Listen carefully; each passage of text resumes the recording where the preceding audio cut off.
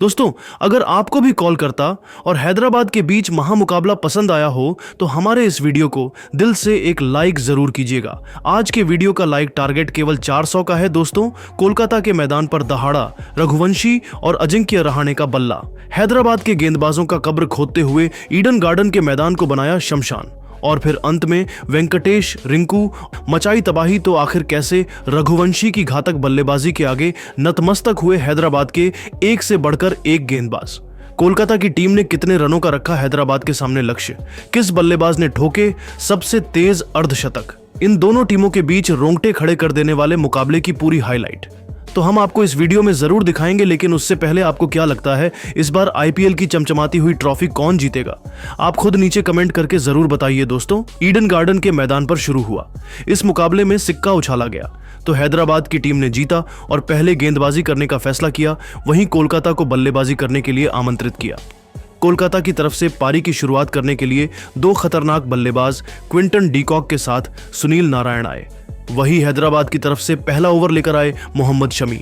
बेहतरीन गेंदबाजी का नजारा दिखा रहे थे, बल्लेबाजों को खूब परेशान कर रहे थे। एक एक रन बनाना काफी मुश्किल हो रहा था। शमी ने पहले ओवर में केवल 7 रन दिए। दूसरे ओवर में गेंदबाजी करने आए हैदराबाद के कप्तान पैट कमिंस। इनका स्वागत सुनील नारायण ने पहले ही गेंद पर शानदार छक्का लगाकर किया और टीम के स्कोर को तेजी से आगे बढ़ाया। लेकिन इसी ओवर की 5वीं गेंद पर कप्तान पैट कमिंस ने डिकॉक को पवेलियन का रास्ता दिखाकर अपनी टीम को पहली सफलता 14 रनों के स्कोर पर दिला दी। डिकॉक अपनी टीम के लिए केवल 1 रन बनाकर पवेलियन लौट गए। 2 ओवर में कोलकाता का स्कोर 14 रन बन पाया। अब बल्लेबाजी करने के लिए आ चुके थे अजिंक्य रहाणे। तीसरे ओवर में गेंदबाजी करने आए हैदराबाद की तरफ से मोहम्मद शमी और इस बार उन्होंने आते ही ओवर की तीसरी गेंद पर सुनील नारायण को पवेलियन का रास्ता दिखाकर कोलकाता की कमर तोड़ दी। सुनील नारायण अपनी टीम के लिए केवल 7 रन बनाकर पवेलियन लौट गए। हैदराबाद की टीम मैच में पूरी तरह से हावी हो चुकी थी। वहीं कोलकाता की टीम बैक फुट पर आ चुकी थी। अब कोलकाता की तरफ से 2 नए बल्लेबाज आ चुके थे, अजिंक्य रहाणे का साथ देने के लिए रघुवंशी। इन दोनों खिलाड़ियों के कंधों पर टीम की पूरी जिम्मेदारी टिकी हुई थी। 3 ओवर में कोलकाता का स्कोर केवल 17 रन बन पाया। चौथे ओवर में गेंदबाजी करने आए हैदराबाद की तरफ से एक बार फिर पैट कमिंस। लेकिन इस बार इनका स्वागत अजिंक्य रहाणे ने 5वीं गेंद पर खतरनाक छक्का लगाकर किया और टीम के स्कोर को तेजी से आगे बढ़ाया। 4 ओवर में कोलकाता का स्कोर 26 रनों तक पहुंच गया। ये दोनों बल्लेबाज टीम के लिए तेजी से रन बटोर रहे थे। 5वें ओवर में गेंदबाजी करने आए एक बार फिर मोहम्मद शमी। बेहतरीन गेंदबाजी का नजारा दिखा रहे थे। अपनी जाल में कोलकाता के बल्लेबाजों को जकड़ कर रखा हुआ था। एक एक रन बनाना काफी मुश्किल हो रहा था। लेकिन तभी अजिंक्य रहाणे अपने बल्ले का मुंह खोला और ओवर की चौथी गेंद पर खतरनाक छक्का जड़कर उनका स्वागत किया। धीरे धीरे कोलकाता की टीम मैच में वापसी करती हुई नजर आ रही थी। पूरी जिम्मेदारी अजिंक्य रहाणे के कंधों पर आ चुकी थी। अजिंक्य रहाणे की बल्लेबाजी देखकर रघुवंशी ने भी अपनी बैटिंग में बदलाव किया और मोहम्मद शमी के ओवर का अंत खतरनाक चौक के साथ कर अपनी टीम को 5 ओवर में इन दोनों बल्लेबाजों ने 38 रनों तक 2 विकेट पर पहुंचा दिया। पावर प्ले के अंतिम ओवर में हैदराबाद की तरफ से बॉलिंग स्पेल में बदलाव दिखा और इस बार गेंदबाजी करने आए सिमरजीत सिंह। लेकिन हैदराबाद की उम्मीद पर पानी फेरते हुए अजिंक्य रहाणे ने दूसरी ही गेंद पर खतरनाक छक्का लगाकर सिमरजीत सिंह का स्वागत किया और टीम के स्कोर को रॉकेट की रफ्तार की तरह आगे बढ़ाया। वही ओवर की अंतिम गेंद पर रघुवंशी ने भी खतरनाक छक्का जड़कर इस ओवर से 15 रन बटोरकर अपनी टीम को पावर प्ले के 6 ओवर में ही 53 रनों तक पहुंचा दिया। ये दोनों बल्लेबाज कोलकाता के स्कोर को तेजी से आगे बढ़ा रहे थे।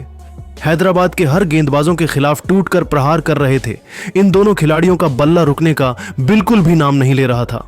पावर प्ले के बाद 7वें ओवर में भी हैदराबाद की बॉलिंग स्पेल में बदलाव देखने को मिला और इस बार गेंदबाजी करने के लिए बुलाया अपने फिरकी के जादूगर जीशान अंसारी को।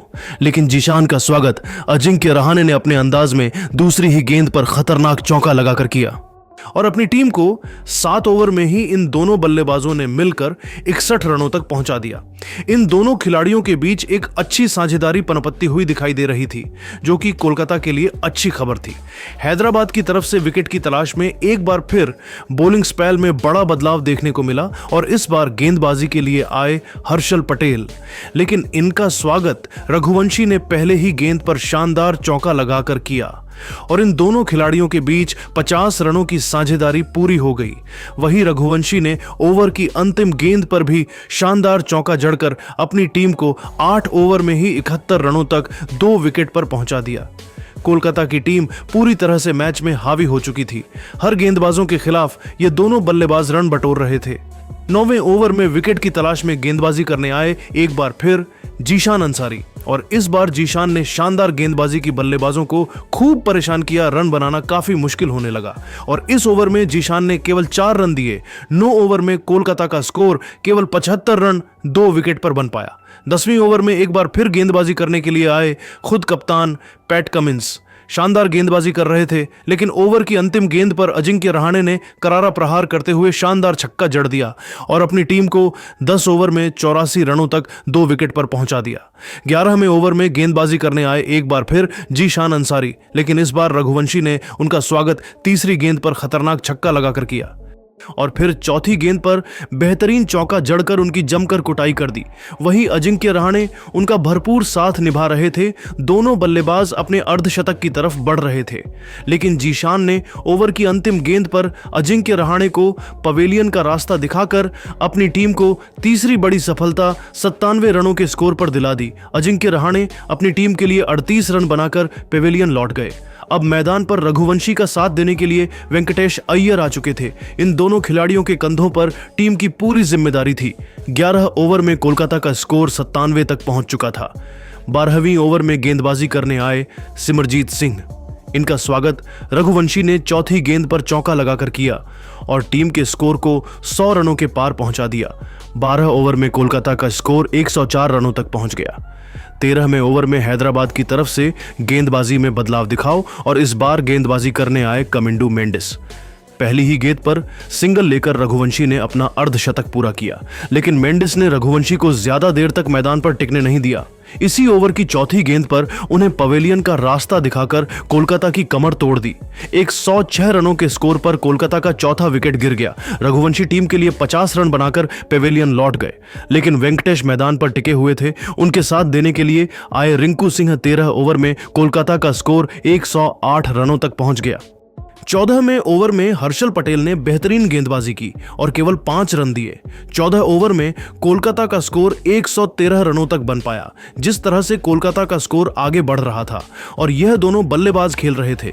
15वें ओवर में वेंकटेश ने शानदार छक्का जड़कर टीम के स्कोर को तेजी से आगे बढ़ाया और 122 रनों तक पहुंचा दिया। इसके बाद भी दोनों खिलाड़ियों का बल्ला रुकने का नाम नहीं लिया, सिर्फ चौके और छक्के लगाने लगे और अपनी टीम को 150 रनों के पार पहुंचाया। दोनों खिलाड़ियों के बीच 50 रनों की साझेदारी भी पूरी हो गई। रिंकू ने भी शानदार छक्का जड़कर अपनी टीम को 18 ओवर में 166 रनों तक पहुंचा दिया। 19वें ओवर में वेंकटेश अय्यर ने पेट कमिंस की जमकर कुटाई कर दी। 3 चौका और एक खतरनाक छक्का जड़कर अपना अर्धशतक पूरा किया और टीम के स्कोर को 19 ओवर में 187 रनों तक पहुंचा दिया। बीच में ओवर में भी वेंकटेश अय्यर ने हर्षल पटेल की जमकर कुटाई की, लेकिन इसी ओवर में वेंकटेश अपना विकेट दे बैठे और 197 रनों के स्कोर पर कोलकाता को 5वां झटका लगा। स्ट्राइक पर आ चुके थे आंद्रे रसेल। इन दोनों ने मिलकर हैदराबाद के सामने 211 रनों का लक्ष्य रखा। लेकिन दोस्तों, अब आपको क्या लगता है, इस बार आईपीएल की चमचमाती हुई ट्रॉफी कौन जीतेगा? आप खुद नीचे कमेंट करके जरूर बताइए और ऐसी ही नई नई वीडियो के लिए हमारे चैनल को जरूर सब्सक्राइब करिए। धन्यवाद।